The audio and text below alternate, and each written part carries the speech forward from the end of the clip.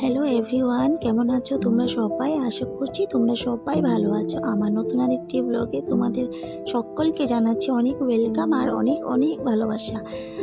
আজ মামার বাড়িতে মৎস্যমুখ, যে দেখতেই পেয়েছো মা চা করেছে আর বৌদি পিঠে বানাচ্ছে। আর এই যে মামার বাড়ির উঠোন, বড় দাদা পিঠে দিয়ে চা খাচ্ছে, দিদি দাঁড়িয়ে আছে, অসীম দাঁড়িয়ে আছে আর বৌদি বসে আছে। আজ তো পিঠে খাওয়া হবে, এজন্য মা রেডি করেছে। মা আর বৌদি মিলে নিজেরাই করে খেতে পারে, কিন্তু এরকম তো হয় না, এজন্য মা দিচ্ছে বানিয়ে, সবাই মানে খাবে। আজ যদি পিঠেটা খায় তাহলে এবছর পুরো খেতে পারবে পিঠে পুলি।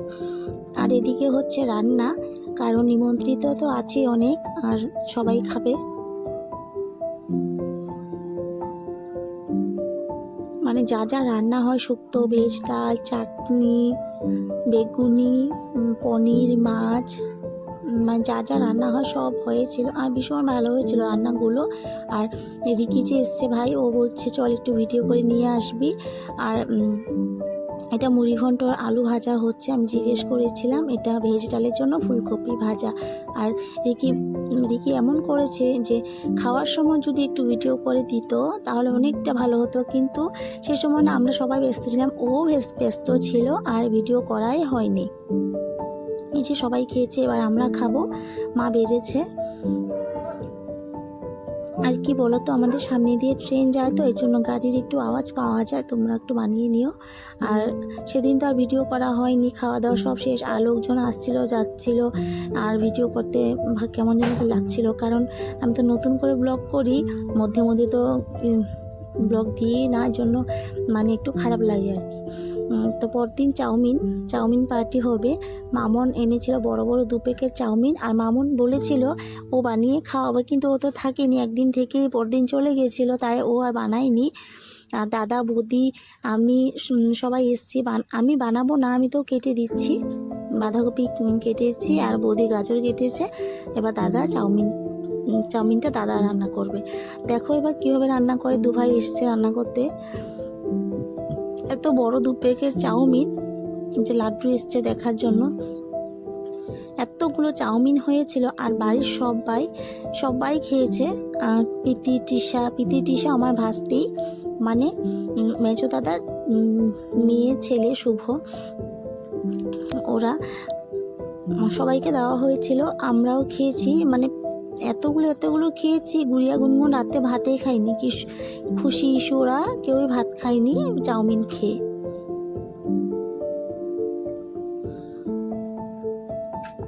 এরকম 2টো কড়াইতে বানানো হয়েছিল।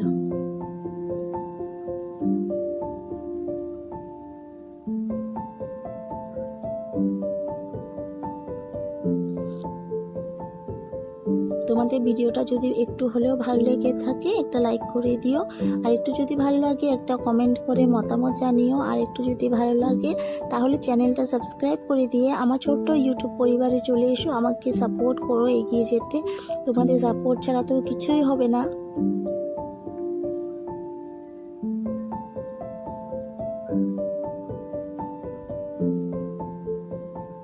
এই যে বৌদি শুধু ইয়ার্কি ঠাট্টা, এই যে সস দিয়ে দিচ্ছে। আর চাউমিন তো অনেকগুলো, মিক্স করতে অসুবিধা হচ্ছে এক জায়গাতেই।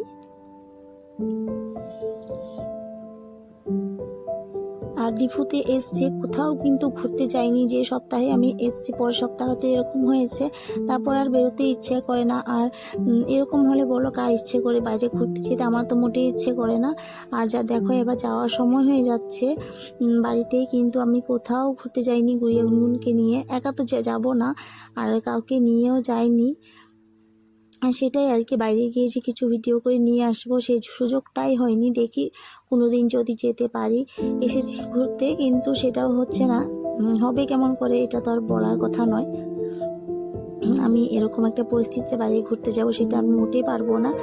আমি রান্নাঘরে দাঁড়িয়ে আমি অসীমকে ডাকছিলাম, ও যে দিদির ঘর দেখা যাচ্ছে, দিদি মানে আমার একমাত্র দিদি, মাসির মেয়ে, মাস্তুতো দিদি, আমার একটা মাত্র দিদি। অসীমকে ডাকছিলাম, আমার দিদি এখনো আসেনি বাজার থেকে।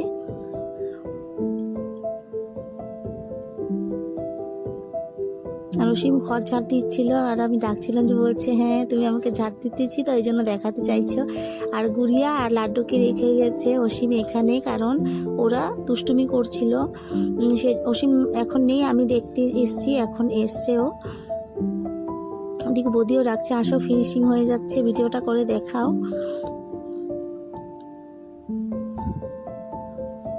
এসে দেখলাম এবার আরেকজন লেগে পড়েছে, দেখো দেওর বৌদি সবাই মিলে। এবার দাদা এসছে, 3 জন মিলে চাউমিন করছে, কিন্তু দারুণ হয়েছিল খেতে।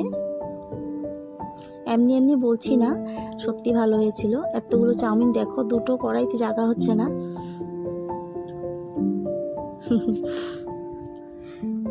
এই যে আমাদের জোজো, এইবার হবে খাওয়া দাওয়া। দেখো গামলা নিয়ে বসেছে, আর এদিকে থাল। আর আমাদের বৌদি তো নিয়ে বাজারে গিয়েছে, বৌদির জন্য দিয়ে দেবে। একা তো খাবে না, আর একা খায়ও না। আমি তো বলেছি যেটা হয় সেটাই দিয়ে খায়। এই জন্য চাউমিনটা আমরা সবাই মিলে খাবো। যে মা দাঁড়িয়েছে, মামি বসে আছে, বাচ্চাদেরকে নিচে বসিয়ে দিয়েছে। এবার চলে এসেছি খেয়েতে দিদির ঘরে। দেখো আমার বৌদি বসে আছে, এটা হলো মাসির মেজো, ছোট মেজো ছেলের বউ, মানে আমার মেজো বৌদি। তো বৌদির সাথে কথা বলে হাসছিলাম। দিদি চা বসিয়ে দিয়েছে, চা খাবো।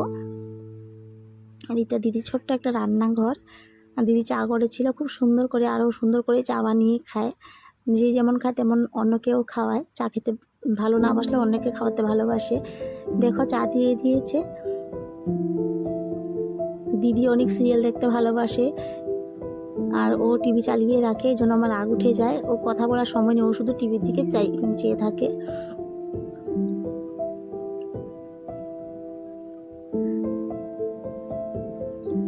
কি বলছে, পতঞ্জলি বিস্কুট দিয়ে চা খাচ্ছে। আজ তাহলে আসি, দেখা হবে নতুন আরেকটি ব্লগের সাথে। টাটা।